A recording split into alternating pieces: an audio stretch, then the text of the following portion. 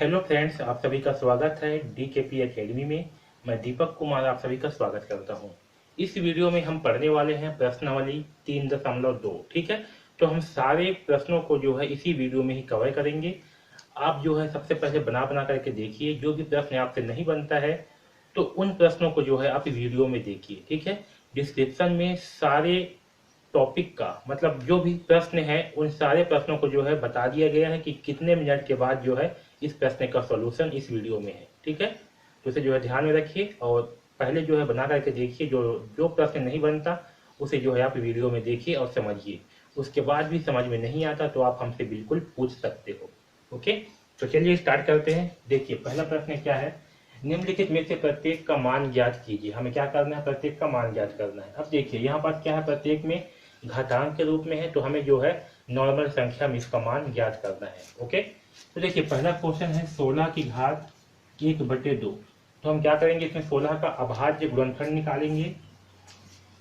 क्या होगा, 2 8 16। ओके, क्या प्राप्त हुआ, 1 2 3 4, 4 बार 2 प्राप्त हुआ तो हम 16 को जो है लिख सकते हैं 2 की घात 4। क्या लिख सकते हैं, 2 की घात 4, क्योंकि 1 2 3 4 हमें जो है 4 बार 2 प्राप्त हुआ है। ठीक है, और यहाँ लिखेंगे 1/2। ठीक है, अब यहाँ 4 है, यहाँ 1/2, तो इसे हम क्या लिख सकते हैं कि हम लिख सकते हैं 2 की घात 4 इंटू 1/2। ठीक है, 2 एकम 2, 2 दूनी 4, तो क्या आएगा आपका 2 की घात 2, और 2 की घात 2 बराबर कितना होगा, 2 इंटू 2 यानी कि 4। तो 4 जो है हमारा आंसर होगा। ठीक है, आया समझ में। इस प्रकार से जो है इसे हल करेंगे। ओके, अब देखिए यहाँ पास क्या है, 243 की घात 1/5। तो सबसे पहले क्या करेंगे, हम 243 का अभाज्य गुणनखंड निकालेंगे। तो क्या आएगा, ये जो है 2 से डिवाइड नहीं होगा, 3 से होगा। तो 243 का अभाज्य गुणनखंड क्या आएगा, 3 इंटू 3 इंटू 3 इंटू 3 इंटू 3 यानी कि 3 की घात 5। ठीक है, तो इसके जगह पे हम क्या लिखेंगे, 3 की घात 5 लिखते हैं, 3 की घात 5 और इसकी घात 1/5। ठीक है, इसका मतलब क्या होगा, 3 की घात 5 गुणित 1/5। ठीक है, इस 5 से 5 कैंसिल, तो क्या बचेगा आपका 3 की घात 1 यानी कि 3। ठीक है, तो हमारा आंसर होगा 3। ओके, तो इस प्रकार से जो है इस प्रश्न क्रमांक 2 को हल करेंगे। ओके, देखिए क्या है, 15,625 की घात 1/6। तो हम क्या करेंगे, जो है सबसे पहले 15,625 का अभाज्य गुणनखंड निकालेंगे। ठीक है, तो चलिए निकालते हैं। 5 करेंगे, 5 की 15, 5 एकम 5, 5 दूनी 10, 5 पंचे 25। ठीक है, फिर 5 से करेंगे, 5 छक्का 30, एक बचेगा, 5 दूनी 10, 2 बचेगा, 5 पंचे 25, 5 एकम 5, एक बचेगा, 5 दूनी 10, 2 बचेगा, 5 पंचे 25, 5 दूनी 10, 5 पंचे 25 और 5 पंचे 25, यहाँ आएगा 5। ठीक है, यानी कि 15,625 का अभाज्य गुणनखंड क्या आएगा, 5 into 5 into 5 into 5 into 5 into 5। इसे हम लिख सकते हैं 5 की घात 6। ठीक है, क्या प्राप्त होगा हमें, 5 की घात 6, तो इसे हम लिखेंगे 5 की घात 6। ओके, हमें क्या प्राप्त हुआ, 5 की घात 6 इंटू 1/6, तो इसे हम क्या लिखेंगे, 5 की घात 6 इंटू 1/6। ये 6 से 6 कैंसिल, तो क्या प्राप्त होगा, 5 की घात 1, तो इसका मान आएगा 5। ठीक है, तो हमारा तीसरा का मान क्या आएगा, 5। तो इस प्रकार से जो है हम तीसरा प्रश्न को भी हल करेंगे। ओके, आया समझ में। अब जो है प्रश्नावली 3.2 का दूसरा प्रश्न देखिए क्या है, निम्नलिखित को सरल कीजिए। ठीक है, पहला प्रश्न क्या है, 23 की घात 1/2 इंटू 23 की घात 3/2। ठीक है, तो ये जो है आपका इस फार्मूले में आएगा, ए की घात m इंटू ए की घात n बराबर ए की घात m प्लस n। ओके, तो चलिए इसे हल करते हैं। तो क्या होगा, 23 की घात यहाँ हो जाएगा 1/2 प्लस 3/2। ठीक है, इसे हल करेंगे तो क्या प्राप्त होगा हमें, 23 की घात, यहाँ इसका लघुत्तम कितना आएगा, 2 2 का लघुत्तम 2 ही आएगा। ठीक है, तो यहाँ होगा 1 प्लस 3। ओके, तो ये हो जाएगा 23 की घात 4/2। ठीक है, 4/2 होगा तो क्या होगा, 2 एकम 2, 2 दूने 4, तो क्या आएगा आपका 2/1 आएगा। ठीक है, यानी कि 23 का घात कितना आएगा, 2। ठीक, ओके, यहाँ कितना आएगा, 23 की घात 2, और 23 की घात 2 बराबर कितना होगा, 23 इंटू 23। तो क्या आएगा, देखिए 3 तिहाई 9, 3 दूनी 6। ओके, 2 तिया 6, 2 दूनी 4, तो 9, 6 और 6 12 के 2, हासिल 1 4 और 1 5। तो हमारा आंसर आएगा 529। ठीक है, ये जो है हमारा आंसर होगा कितना 529। ओके, तो पहला प्रश्न को इस प्रकार से बनाएंगे। अब देखिए दूसरा प्रश्न क्या है, 11 की घात 4/3 इंटू 11 की घात 5/3। ये भी आपका इसी फार्मूला में आएगा, ए की घात m इंटू ए की घात n बराबर क्या होगा, ए की घात m प्लस n। ठीक है, तो चलिए इसे हल करते हैं। तो 11 की घात क्या होगा, 4/3 प्लस 5/3। ठीक है, अब इसे जो है आपस में जोड़ लेते हैं पहले घात को। तो यहाँ भी लघुत्तम कितना आएगा, 3 आएगा। ठीक है, और 4 और 5 क्या हो जाएगा, 9। तो इस प्रकार से होगा। अब देखिए 3 एकम 3, 3 तिहाई 9, तो क्या प्राप्त होगा हमें, 11 की घात 3। और 11 की घात 3 बराबर क्या होगा, 11 इंटू 11 इंटू 11। तो 11 इंटू 11 क्या होगा, 121। और 121 इंटू 11 क्या होगा, तो 1 एकम 1, 2 1, 1 2 1, यानी कि 1 3 3 1। ठीक है, तो हमारा आंसर होगा 1331। ठीक है, तो इस प्रकार से जो है हम पहला प्रश्न और दूसरा प्रश्न को बनाएंगे। ओके, अब जो है प्रश्न क्रमांक 2 के ही तीसरा और चौथा प्रश्न को हल करते हैं। तो देखिए प्रश्न क्रमांक 2 का तीसरा और चौथा प्रश्न जो है हमारे इस फार्मूले से बनेगा, ए की घात m बटे ए की घात n इक्वल टू ए की घात m माइनस n। ठीक है, क्योंकि भाग का मतलब क्या होता है, आपका बटे होता है। ठीक है, तो हम प्रश्न क्रमांक 3 को लिख सकते हैं 21 की घात 7/3 है बटे 21 की घात 1/3। ठीक है, तो इसका मतलब क्या होगा आपका, इस फार्मूले पे रखने पर ये होगा 21 की घात 7/3। ठीक है, 21 की घात 7/3 माइनस 1/3। ओके, अब इसे हल करेंगे घात को, तो क्या प्राप्त होगा हमें, 21 की घात लघुत्तम जो है इसका भी 3 ही आएगा। ठीक है, तो 7 माइनस 1, तो 7 माइनस 1 करने पे क्या प्राप्त होगा हमें, 6। तो 21 की घात होगा 6/3। ठीक है, अब 6/3 है तो 3 एकम 3, 3 दूनी 6, यानी कि क्या प्राप्त होगा हमें, 21 की घात 2। और 21 की घात 2 बराबर क्या होगा, 21 इंटू 21। तो 21 इंटू 21 का मान क्या आएगा, 1 एकम 1, 1 दूनी 2, 2 एकम 2, 2 दूनी 4, यानी कि 1 4 4। ठीक है, तो हमें प्राप्त होगा 441। ओके, तो इस प्रकार से जो है प्रश्न क्रमांक 3 को बनाएंगे। चलिए अब चौथा प्रश्न को हल करते हैं। तो देखिए चौथा प्रश्न क्या है, 15 की घात 3/2 बटे 15 की घात 5/2। ठीक है, इसे हम इस प्रकार से जो है लिख सकते हैं। तो इसका मतलब क्या होगा आपका, ए की घात m बटे ए की घात n वाले फार्मूले में आएगा तो क्या होगा, ए की घात m माइनस n। ठीक है, इसे हम लिखेंगे 15 की घात 3/2 माइनस 5/2। ठीक है, ऐसा समझ में। तो क्या होगा यहाँ पर, 15 की घात लघुत्तम जो है इसका 2 ही आएगा। ठीक है, तो यहाँ होगा 3 माइनस 5। ठीक है, तो 3 माइनस 5 बराबर क्या होगा, 15 की घात माइनस 2/2। ठीक है, तो 2 एकम 2, तो यहाँ होगा 15 की घात -1, यानी कि इसका मान क्या होगा, 1/15। आया समझ में। तो ये जो है हमारा होगा आंसर, कितना होगा, 1/15। ठीक है, तो इस प्रकार से जो है हम प्रश्न क्रमांक 3 और 4 को हल करेंगे। ठीक है, चलिए अब प्रश्न क्रमांक 3 को हल करते हैं, मान ज्ञात कीजिए। ठीक है, तो देखिए पहला प्रश्न क्या है, 625/81 की घात 4/3 भागित 625/81 की घात 2/3। अब यहाँ पर ध्यान दीजिए, ये दोनों का मान क्या है, एक समान है। यहाँ पर ध्यान दो, दोनों क्या है, भिन्न है। तो देखिए इसे हम लिख सकते हैं 625/81 की घात 4/3। ठीक है, अगर इसे हम यहाँ गुणा में कर देते हैं, क्या करते हैं, गुणा करते हैं, तो क्या हो जाएगा, ये आपका उल्टा हो जाएगा, 81/625 की घात 2/3। ठीक है, इस प्रकार से होगा, है समझ में। अब देखिए इसे हम क्या लिख सकते हैं, इसे हम लिख सकते हैं 625 की घात 4/3 बटे 81 की घात, इसे हम लिख सकते हैं 625 की घात 4/3 और 81 की घात 4/3 इंटू 81 की घात 2/3 और 625 की घात 2/3। ठीक है, इस फार्मूले से आया समझ में। अब देखिए इसके आगे क्या करेंगे, अब जो है इस 81 को इस साइड लेके जाएंगे और 625 को इस साइड ले आते हैं। तो यहाँ होगा 625 की घात 4/3। ठीक है, यहाँ पर क्या किए हम, 625 को इस साइड ले आए और 81 को इस साइड लेके गए। ठीक है, दोनों कहाँ गए, ऊपर नीचे आ गया। ठीक है, अब यहाँ पास a की घात m बटे ए की घात n वाला फार्मूला जो है लगाएंगे तो आपका हो जाएगा ए की घात m माइनस n। ठीक है, आया समझ में?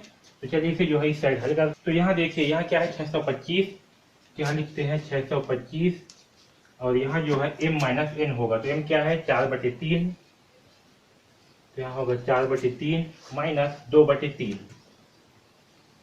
ठीक है, वैसे ही 81 की घात क्या है 2/3, यहाँ लिखते हैं 2/3 माइनस 4/3, यहाँ होगा 4/3। ठीक है, अब इसे जो है हल करते हैं तो होगा 625 की घात क्या आएगा, लघुत्तम जो है 3 ही रहेगा और 4 माइनस 2। ठीक है, यहाँ भी 81 लघुत्तम 3 ही रहेगा और क्या होगा 2 माइनस 4। ठीक है,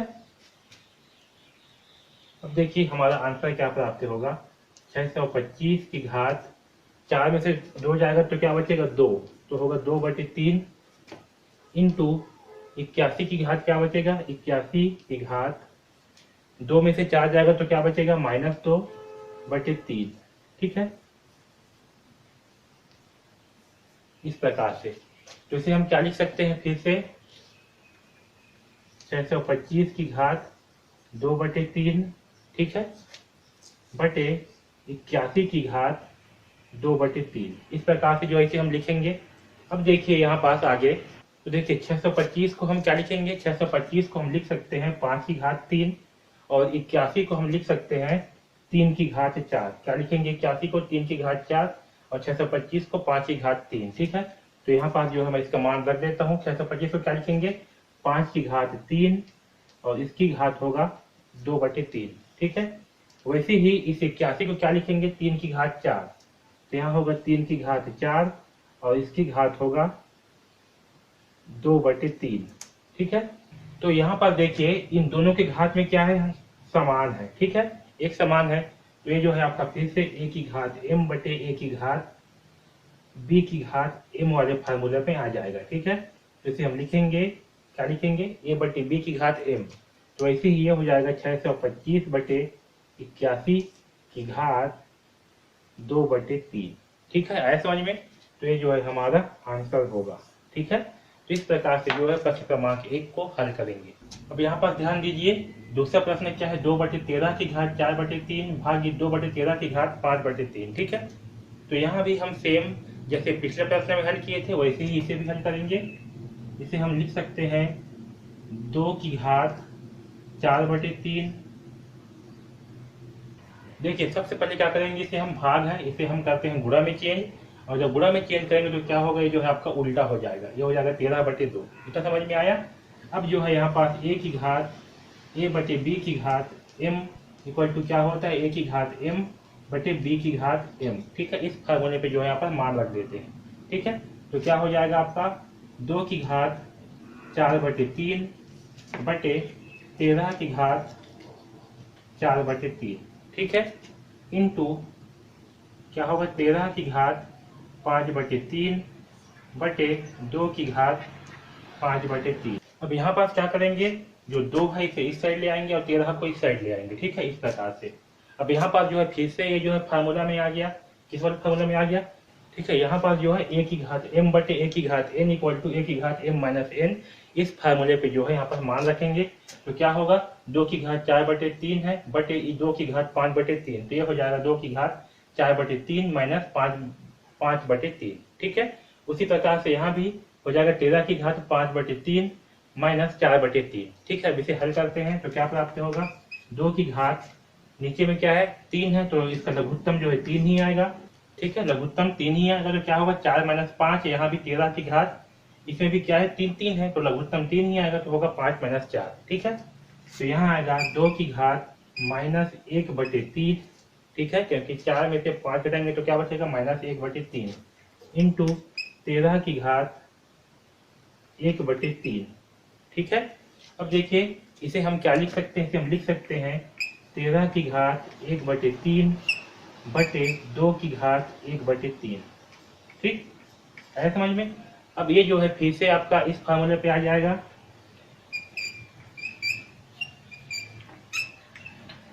अब देखिए यहाँ पर क्या है, 13 की घात 1/3 बटे 2 की घात 1/3। तो ये जो है आपका इस फार्मूले में आएगा, a की घात m बटे b की घात m बराबर क्या होता है, a बटे b की घात m। ठीक है, तो ये आपका हो जाएगा 13/2 की घात 1/3। ठीक है, और ये जो है हमारा आंसर होगा। ठीक, तो इस प्रकार से जो है इन दोनों प्रश्नों को हल करेंगे। ओके, अब देखिए प्रश्नावली 3.2 का ही तीसरा और चौथा प्रश्न। ठीक है, तो देखिए तीसरा प्रश्न क्या है, 3 इंटू 9 की घात 1/2 भागित 9 की घात 3/2। ठीक है, तो देखिए इसे हम कैसे हल करेंगे। ठीक है, इसे हम लिख सकते हैं 3 इंटू 9 की घात 1/2 बटे 9 की घात 3/2। ठीक है, इसके बाद क्या करेंगे, 3 इंटू 9 की घात 1/2, यहाँ पर जो है आपका a की घात m बटे a की घात n वाला फार्मूला जो है उपयोग करेंगे। तो क्या होगा, a की घात m माइनस n। ठीक है, यानी कि 9 की घात क्या होगा, 1/2 माइनस 3/2। ठीक है, है समझ में। अब यहाँ पास क्या होगा, 3 इंटू 9 की घात। अब देखिए यहाँ पर दोनों में क्या है, हर में 2 है, तो इसका लघुत्तम जो है 2 ही आएगा, और यहाँ होगा 1 माइनस 2। ठीक है, तो 1 माइनस 2 का मान क्या होगा, देखिए यहाँ क्या होगा, 1 माइनस 3। तो 1 माइनस 3 बराबर क्या होगा, -2। ठीक है, अब यहाँ होगा -2, तो 2 से 2 कैंसिल, तो क्या हो जाएगा, -1। तो यहाँ होगा 3 इंटू 9 की घात -1। इसे हम क्या लिखेंगे, 3/9। क्या लिखेंगे, 3/9। ठीक है, अब देखिए 3 एकम 3, 3 तिहाई 9, यानी कि क्या आएगा, 1/3। ठीक है, तो ये जो है हमारा आंसर होगा। ओके, अब देखिए दूसरा प्रश्न क्या है, 27 की घात 3/2 भागित 27 की घात 1/3 इंटू 27 की घात 4/3। ठीक है, तो देखिए इसे हम कैसे हल करेंगे। तो सबसे पहले जो है इसे लिख सकते हैं हम 27 की घात 2/3 बटे 27 की घात, इसे हम क्या लिख सकते हैं, 27 की घात 2/3, और भाग वाले को कहा जाएंगे नीचे में, 27 की घात 1/3 यहाँ इंटू 27 की घात 4/3। ठीक है, अब जो है पहले इन दोनों को हल कर देते हैं। ये जो है आपका a की घात m बटे a की घात n वाले फार्मूले पे आएगा। ठीक है, तो क्या होगा, a की घात m माइनस n। यहाँ पास क्या होगा, यहाँ पास जो है 27 की घात 2/3 माइनस 1/3 होगा। ठीक है, इंटू 27 की घात 4/3 होगा। ठीक है, तो इसको जो है हल करते हैं, तो क्या प्राप्त होगा हमें, 27 की घात, यहाँ 3 3 है दोनों के हर में, तो इसका लघुत्तम क्या आएगा, 3। ठीक है, और यहाँ होगा 2 माइनस 1। ओके, तो 2 माइनस 1 करने पर क्या प्राप्त होगा हमें, यहाँ होगा 27 की घात 4/3। ठीक है, अब यहाँ देखिए 2 माइनस 1 करने पर क्या प्राप्त होगा हमें, तो यहाँ प्राप्त होगा 2 माइनस 1 मतलब कि 1/3। ठीक है, इंटू 27 की घात 4/3। ठीक है, अब यहाँ पास क्या है आपका, a की घात m इंटू a की घात n वाले फार्मूला पे आएगा, जो कि होता है a की घात m प्लस n। ठीक है, तो इसे जो है यहाँ पास रख दे। अब देखो यहाँ पास क्या हो जाएगा, 27 की घात क्या है, 1/3 प्लस 4/3, तो यहाँ होगा 1/3 प्लस 4/3। ठीक है, तो इन दोनों का लघुत्तम कितना आएगा, 3 ही आएगा। ठीक है, और यहाँ होगा 1 प्लस 4, तो यहाँ पर देखिए क्या होगा, 27 की घात 4 और 1 कितना हो जाएगा, 5, तो 5/3। ठीक है, तो हमारा आंसर आएगा, तो देखिए यहाँ क्या होगा, 27 की घात 4/5/3। ओके, अब देखिए 27 को हम क्या लिख सकते हैं, तो 27 को जो है हम अभाज्य गुणनखंड निकाल लेते हैं। ठीक है, तो क्या आएगा, 3 निया 27, 3 तिहाई 9, 3 एकम 3, यानी कि 27 को हम लिख सकते हैं 3 की घात 3 और इसकी घात 5/3। ठीक है, इसका मतलब क्या होगा, 3 की घात 3 इंटू 5/3। ठीक है, तो यहाँ से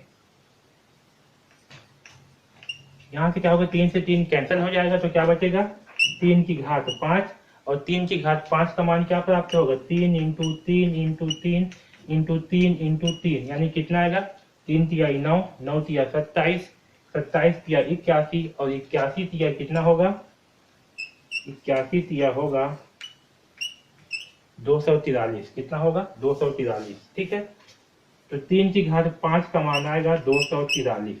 ठीक है, तो ये जो है हमारा आंसर होगा। ओके, तो इस प्रकार से जो है हम इन प्रश्नों को हल करेंगे। ओके, अगर कुछ भी डाउट होता है तो आप हमें बिल्कुल पूछ सकते हो। ओके, तो तो इस वीडियो को बार बार देखिए और अच्छे ढंग से समझिए कि कैसे इसे हल करना है। ठीक है, अब जो है प्रश्न क्रमांक 4 क्या है, निम्न कड़ियों को आरोही क्रम में लिखे। आरोही मतलब बढ़ते क्रम में। ठीक है, यहाँ पास हमें कड़ी दिया हुआ है, इसे हमें बढ़ते क्रम में लिखना है। तो देखिए यहाँ पर कड़ी के घातांक क्या दिया है, घातांक क्या होती है, यहाँ पास की जो संख्याएं होती है इसको बोलते हैं कड़ी के घातांक। ठीक है, तो कड़ी के घातांक क्या है इसमें, इसका है 2। यहाँ पर कुछ नहीं है, मतलब क्या है 2 है। ठीक है, बाई डिफॉल्ट यहाँ पर 2 होता है। इसमें कितना है 3 और इसमें कितना है 9। ठीक है, तो सबसे पहले क्या करेंगे, सबसे पहले जो है जिसके घातांक है कड़ी के, इसके जो है हम लोग लघुत्तम निकालेंगे। ठीक है, तो 2 3 9 का लघुत्तम क्या आएगा, इसलिए निकालते हैं 2 3 और 9 का लघुत्तम। ठीक, पहले 2 से भाग करते हैं, 2 एकम 2, अब तक 3 है या 9 है। ठीक है, अब 3 से करते हैं, 3 एकम 3, 3 तिहाई 9। ठीक है, 3 एकम 3, 3 एकम 3। ठीक है, सब में एक एक आ गया, तो क्या होगा 3 तिहाई 9, 9 दूनी 18।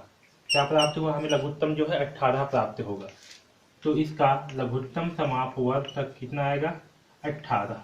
ठीक, अब ध्यान दीजिए सबसे इंपॉर्टेंट, अब देखिए यहाँ क्या है, वर्गमूल 81। ठीक है, तो वर्गमूल 81 को हम क्या लिख सकते हैं, 81 की घात 1/2। क्या लिख सकते हैं, 81 की घात 1/2। ठीक है, अब देखिए लघुत्तम कितना आया है 18, और इसमें का जो घातांक है, ठीक है, पहला जो कड़ी है ये 81, इसका घातांक कितना है, इसका घातांक है 2।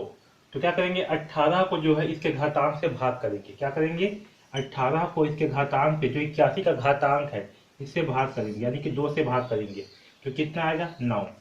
ठीक है, 9 आएगा। अब 9 आएगा तो क्या करेंगे, जो 81 की घात 1/2 है इसके अंश और हर दोनों में 9 9 का गुणा करेंगे। क्या करेंगे 9 9 का गुणा करेंगे। ऐसे समझ में, क्या करेंगे 9 9 का गुणा करेंगे तो क्या हो जाएगा, ये जो है हो जाएगा 81 की घात 9/9 दूनी 18। ठीक है, 81 की घात क्या होगा 9/18। ठीक है, अब इस 81 का जो है अभाज्य गुणनखंड निकालेंगे। कितना आएगा 3 3 दूनी 6, 3 सत्ते 21, 3 निया 27, 3 तिहाई 9, 3 एकम 3। ठीक है, तो ये जो 81 है इसे हम क्या लिख सकते हैं, अब यहाँ देखिए 3 तिहाई 9, 3 इंटू 3 इंटू 3 इंटू 3 है। ठीक है, तो इसे हम क्या लिख सकते हैं 3 इंटू 3 9, 3 इंटू 3 9। ओके, तो इस 81 को हम क्या लिख सकते हैं 9 इंटू 9। ठीक है, तो देखो 81 को 9 इंटू 9 लिखने पर क्या होगा 9 की घात 2, और यहाँ होगा 9/18। ठीक है समझ में, तो ये होगा 9 की घात 2 इंटू 9/18। ओके, तो 9 दूनी क्या होगा 18, यानी कि 9 की घात 18/18। तो 18 कम 18, 18 कम 18, 18 18 कैंसिल, तो क्या प्राप्त हुआ हमें 9। ठीक है, तो वर्गमूल 81 का मान क्या हुआ, तो वर्गमूल 81 का मान हुआ 9। आया समझ में। ठीक है, अब चलिए अब जो है घनमूल 64 का मान निकालते हैं। किसका मान, घनमूल 64 का मान।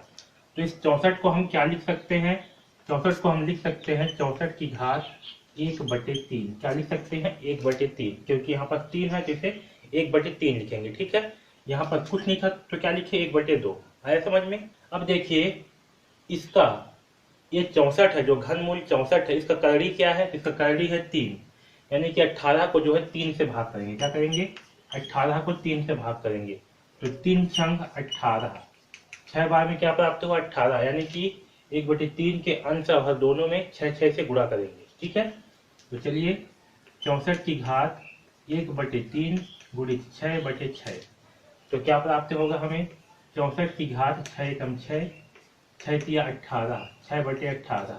ठीक है, 6/18 को हम क्या लिख सकते हैं, 6/18 को जो है हम लिख सकते हैं 6 एकम 6, 6 तिया 18, 1/3 भी इसे लिख सकते हैं। ठीक है, अब देखिए 64 है तो 64 का जो है पहले अभाज्य गुणनखंड निकाल लेंगे। क्या प्राप्त होगा 2 तिया 6, 2 दूने 4, 2 16 32, 2 अट्ठे 16, 2 चौक 8, 2 दूने 4 और 2 एकम 2।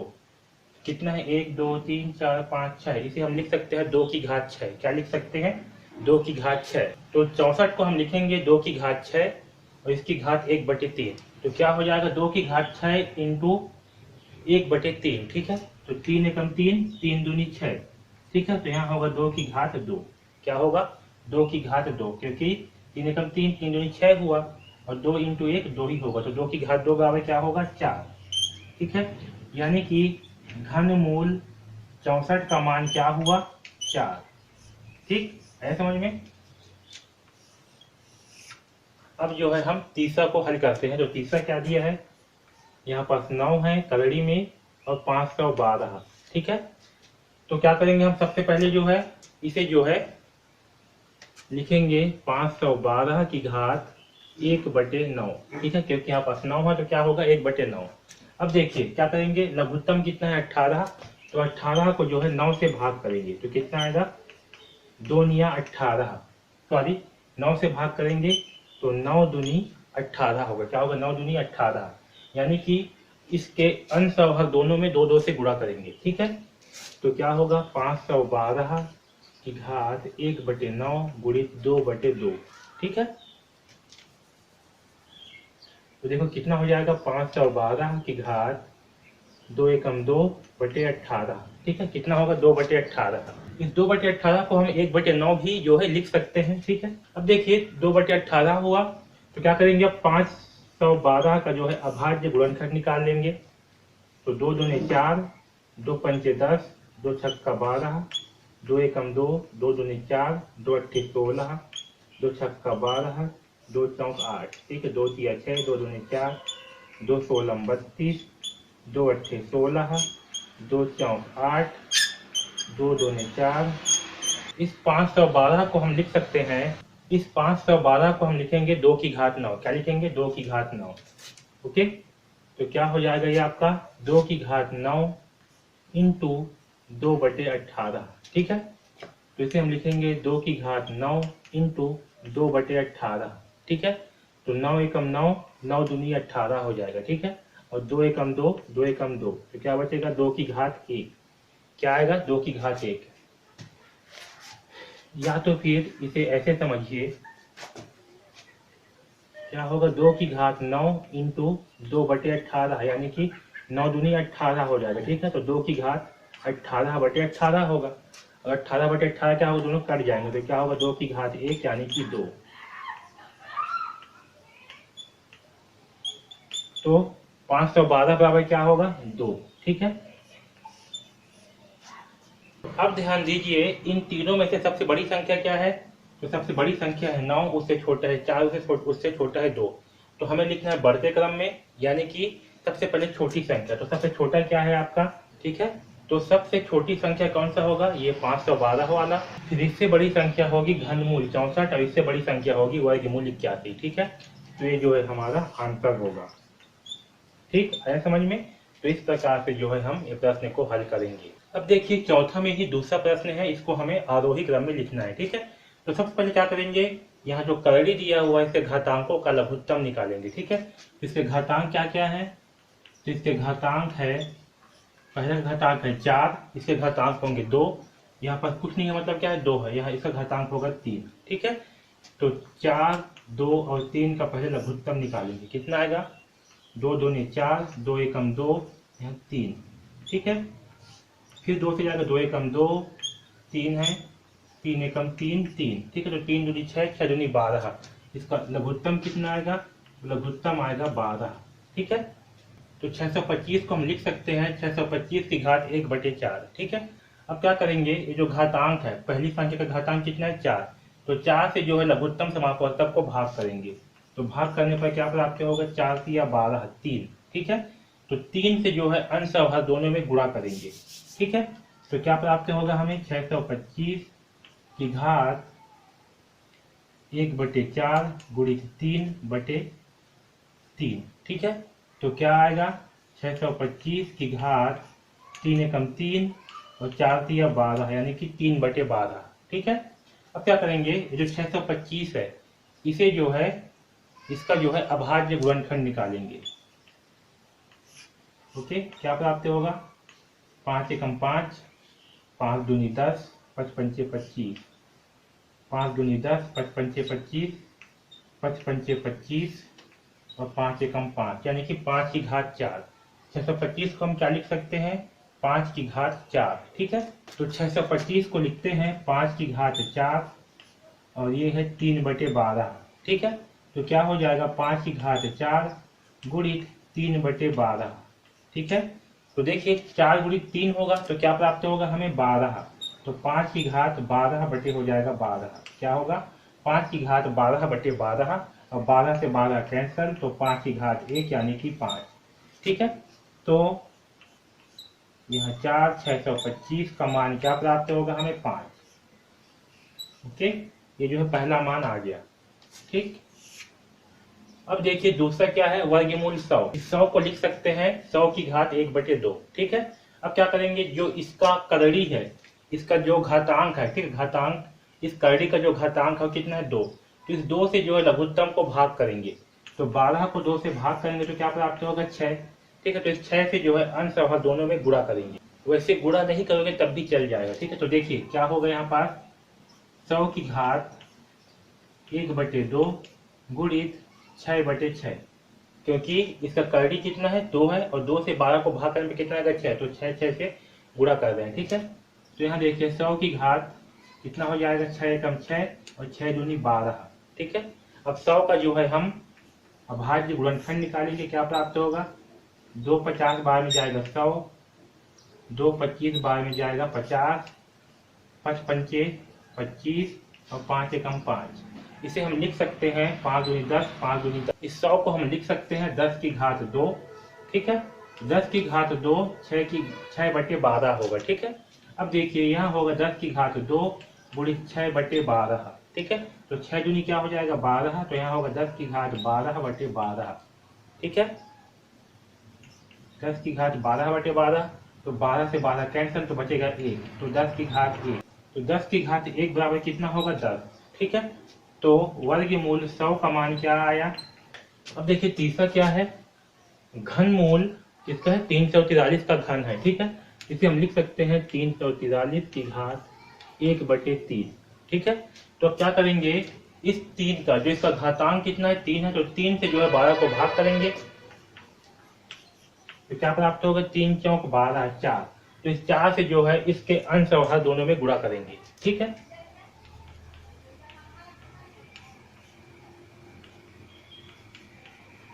ठीक है, तो जब यहाँ गुणा करेंगे तो क्या होगा 4 एकम 4 और 4 किया 12, तो होगा 4/12। ओके, अब देखिए इस 340 का अभाज्य गुणनखंड निकालते हैं, तो 340 का अभाज्य गुणनखंड क्या आएगा 7 × 7 × 7। इसे हम लिख सकते हैं 7 की घात 3। ठीक है, तो इसे लिखेंगे 7 की घात 3 और 4/12। ओके, अब देखिए ये कितना हो जाएगा 7 की घात 3 × 4/12, तो 4 किया होगा 12, तो 7 की घात 12/12। ठीक है, तो 12 से 12 कैंसल, तो क्या आएगा 7 की घात 1। ओके, तो घनमूल 343 का मान कितना आया 7। ठीक है, अब देखिए इसमें से सबसे बड़ी संख्या कौन सा है 10। सबसे बड़ी संख्या कौन सा है 10, उसके बाद 7, उसके बाद 5, तो सबसे छोटी संख्या क्या हुआ 5। हम जो है बढ़ते क्रम में लिख रहे हैं, तो सबसे पहले जो है छोटी लिखेंगे, फिर उससे बड़ा, फिर उससे बड़ा। ठीक है, अब ये 5 का मान क्या है, तो 5 का मान है 625। ठीक है, और 7 का मान है घनमूल, और 10 का मान है वर्गमूल 100। ठीक है, तो ये जो है हमारा आंसर होगा। ठीक है, इस प्रकार से जो है इसे घटते क्रम में लिखेंगे। ओके, अब जो है इस तीसरा प्रश्न को हल करते हैं। क्या है घनमूल 216, यहाँ 5 है 243 और जो है वर्गमूल 64। ठीक है, तो क्या करेंगे सबसे पहले जो है 216 को हल करते हैं। ठीक है, तो घनमूल 216 इसे हम क्या लिख सकते हैं, इसे हम लिख सकते हैं 216 की घात 1/3। तो देखिए इसे हम क्या लिख सकते हैं 216 की घात 1/3। ठीक है, अब देखिए ये जो 216 है इसे हम क्या लिख सकते हैं, तो 216 का अभाज्य गुणनखंड निकालने पे क्या प्राप्त होगा, 2 से भाग करेंगे तो 108 आएगा, फिर 2 से भाग करने पर 54 आएगा। ठीक है, 2 से भाग करने पर 27 आएगा, फिर 3 से भाग करने पर 9 आएगा, और 3 से भाग करने पर 3 और 3, यानी कि 2 × 2 × 2 × 3 × 3 × 3। तो इसे हम जो है 3 दूनी 6, 3 दूनी 6, 3 दूनी 6, यानी कि 6 की घात 3 इसे लिख सकते हैं। ओके, तो चलिए इसे लिखेंगे 6 की घात 3 की घात 1/3, ठीक है। यानी कि क्या होगा 6 की घात 3 इंटू 1/3। तो इसका मान क्या आएगा 6 की घात 3/3, यानी कि आपका मान कितना आया 6। तो घनमूल 216 का मान कितना आया 6, ठीक है। ये हो गया पहला सवाल में। अब देखिए दूसरा क्या दिया है, यहाँ 5 है और 243, ठीक है। इसे हम लिख सकते हैं 243 की घात 1/5, ठीक है। क्या लिख सकते हैं 243 की घात 1/5। अब क्या करेंगे 243 का जो है अभाज्य गुणनखंड निकालेंगे, ठीक है। एक किससे जाएगा 3 से, 3 अट्ठे 24, 3 एकम 3,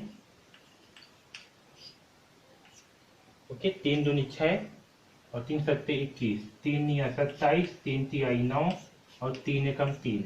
यानी कि 243 को हम क्या लिख सकते हैं 1 2 3 4 5, 2 की घात 5, सॉरी 3 की घात 5। 243 को हम क्या लिख सकते हैं 3 की घात 5।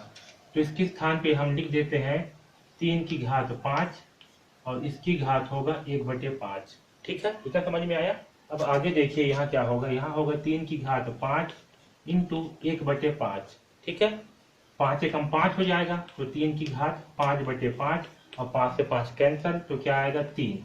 यानी कि 243 का मान कितना आएगा 3, ठीक है। ये हमारा दूसरा क्वेश्चन भी सॉल्व। अब चलिए अब तीसरा को हल करते हैं। तीसरा क्या है वर्गमूल 64, ठीक है। तो वर्गमूल 64 को हम क्या लिख सकते हैं 64 की घात 1/2, ठीक है। अब 64 का जो है अभाज्य गुणनखंड की सहायता से जो है इसके वो निकाल लेते हैं। तो क्या प्राप्त होगा 2 तिया 6, 2 दूनी 4, 2 16 32, 2 अट्ठे 16, 2 चौक 8, 2 दूनी 4, 2 एकम 2, 1 2 3 4 5 6। इसे हम लिख सकते हैं 2 की घात 6। क्या लिख सकते हैं 2 की घात 6, इसकी घात 1/2, ठीक है। यानी कि क्या होगा 2 की घात 6 इंटू 1/2, तो आपका 2 की घात 6/2 और 6/2 मतलब क्या 2 एकम 2, 2 तिया 6, यानी कि 2 की घात 3, ठीक है। और 2 की घात 3 का मान क्या होगा 2 इंटू 2 इंटू 2, यानी कि 2 दूनी 4 और 4 दूनी 8, तो क्या होगा 8। तो वर्गमूल 64 का मान क्या होगा 8, ठीक।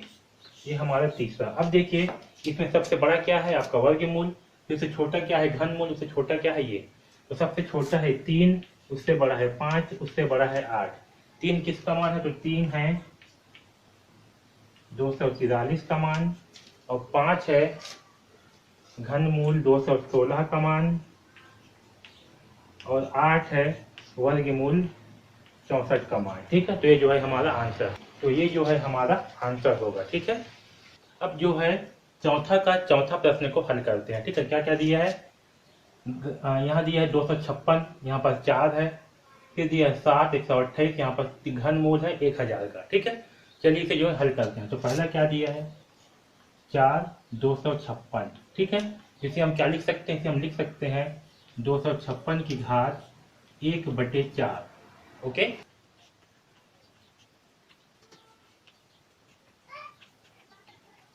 और 256 को हम क्या लिख सकते हैं, तो 256 को हम लिख सकते हैं 1 2 3 4 5 6 7 8, 2 की घात 8। क्या लिख सकते हैं 2 की घात 8।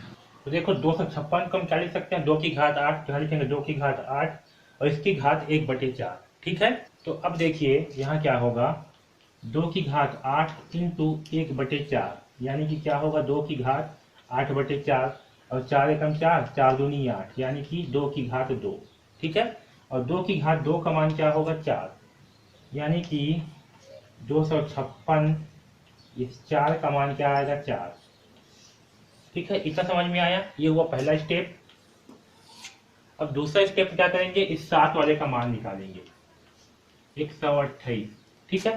तो इसे हम क्या लिख सकते हैं, हम लिख सकते हैं 128 की घात 1/7, ठीक है।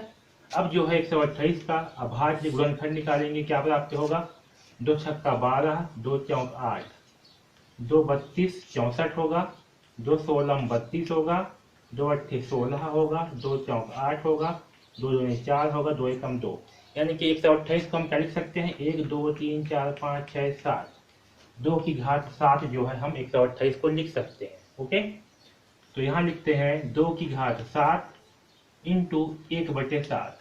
ठीक है, तो क्या प्राप्त होगा हमें? 2 की घात 7 इंटू 1/7, तो 7 से 7 कैंसल, यानी कि 2 की घात 1 का मान क्या होगा? 2। तो आपका यहाँ 7 128 का मान क्या प्राप्त हुआ? 2। ठीक, ये हमारा दूसरा क्वेश्चन भी सॉल्व हो।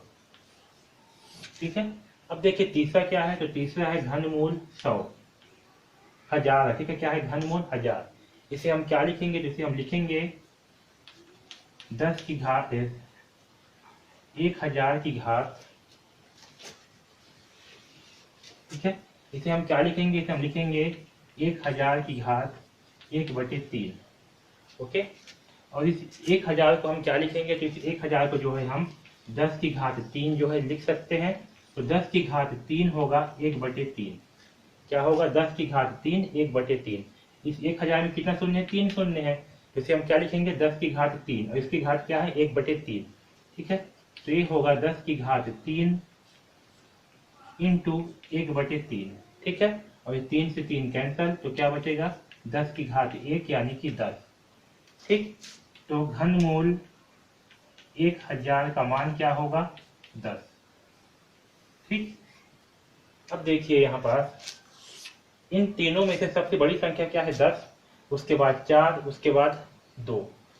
तो सबसे छोटी संख्या क्या है? 2, फिर इससे बड़ी संख्या है 4, इससे बड़ी है 10। ओके, इस 2 का मान क्या है? तो 2 का मान है 7 128, फिर 4 का मान है 256। ठीक है, 4 256, और फिर लास्ट में घनमूल का मान है 1000। ठीक है, तो इस प्रकार से जो है हम इसे हल करेंगे, और ये जो है हमारा आंसर होगा। ठीक है, तो इसमें जो है जो भी आरोही क्रम में लिखना है, तो इसे जो है हम इस प्रकार से हल करेंगे। ठीक है, तो इस वीडियो को भी बार बार देखिए और अच्छे ढंग से समझिए। देखिए प्रश्न क्रमांक 5वां क्या दिया हुआ है?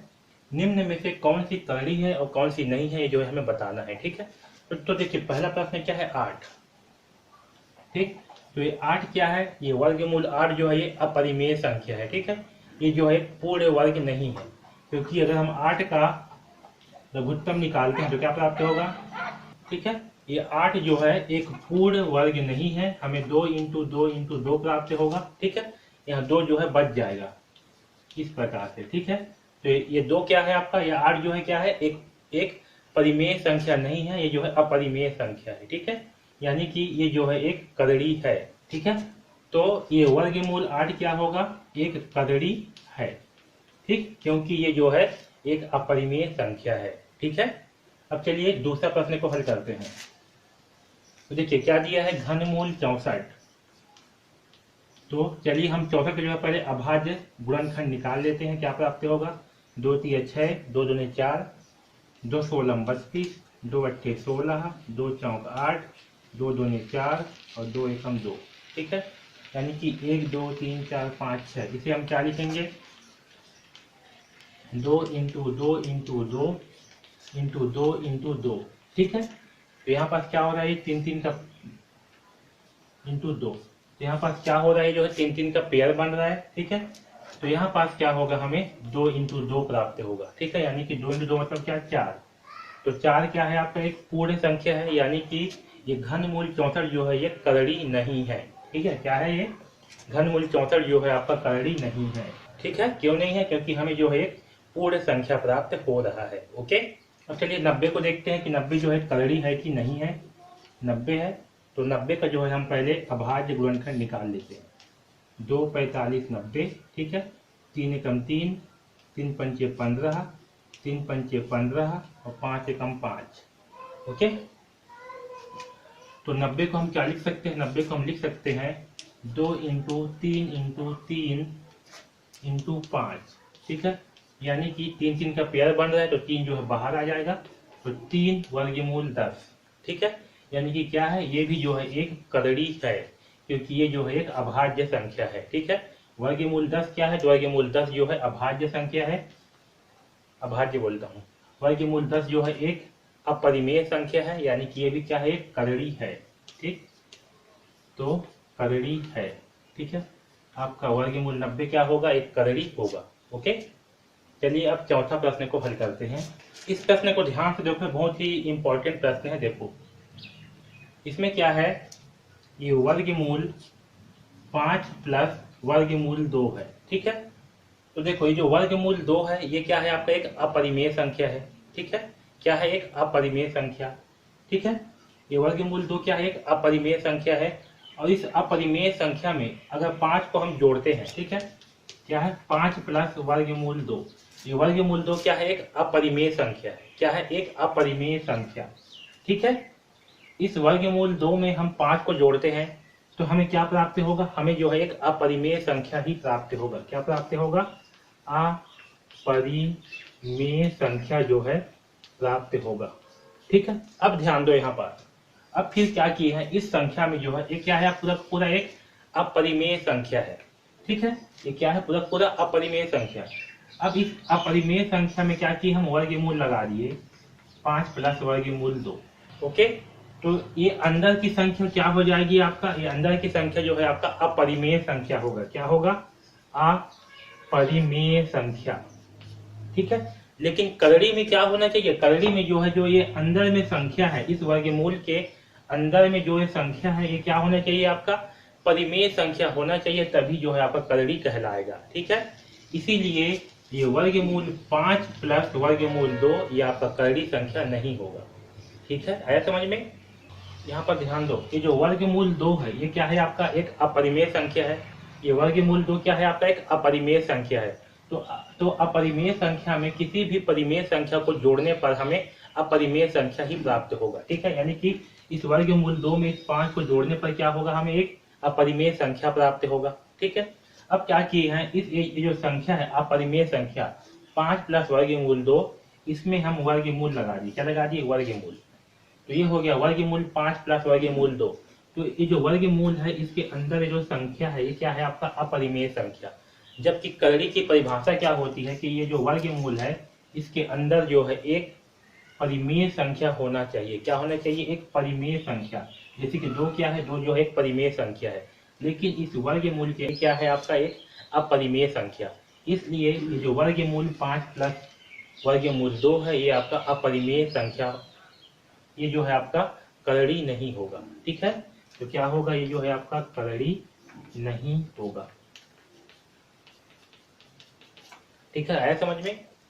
अगर नहीं आया है तो इस वीडियो को बार बार देखे, रिपीट करिए, तो आपको जो है समझ में आ जाएगा। ठीक है, करड़ी के लिए क्या होना चाहिए, इस वर्गमूल के अंदर में जो संख्या है वो परिमेय संख्या होना चाहिए, जबकि इसमें ये जो वर्गमूल के अंदर जो संख्या है ये जो है परिमेय संख्या नहीं है, ये जो है अपरिमेय संख्या है।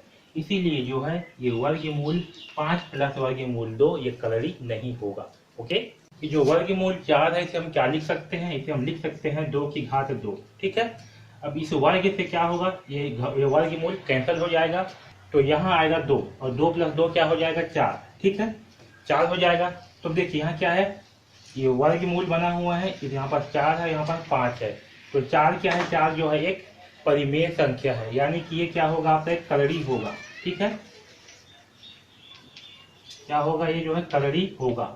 ठीक है, क्यों, क्योंकि करड़ी के लिए क्या होना चाहिए, ये जो बना है वर्ग इसके अंदर का संख्या परिमेय होना चाहिए और यहाँ पर कोई भी नंबर होना चाहिए। ठीक है, तो ये जो है 5 वर्गमूल 4, तो ये जो है यहाँ पर 5 वर्गमूल 4 यहाँ पर क्या होगा, करड़ी होगा। ठीक है, क्योंकि अंदर में क्या है, आपका एक परिमेय संख्या है। ठीक है, तो हमने जो है प्रश्नावली 3.2 के सारे प्रश्नों को हल कर लिए। आपसे जो भी प्रश्न नहीं बन रहा है उसे बना करके देखिए, फिर भी नहीं बनता तो आप जो है हमें पूछ सकते हो। ओके, तो DKP एकेडमी से जुड़े रहने के लिए धन्यवाद। इस वीडियो में बस इतना ही।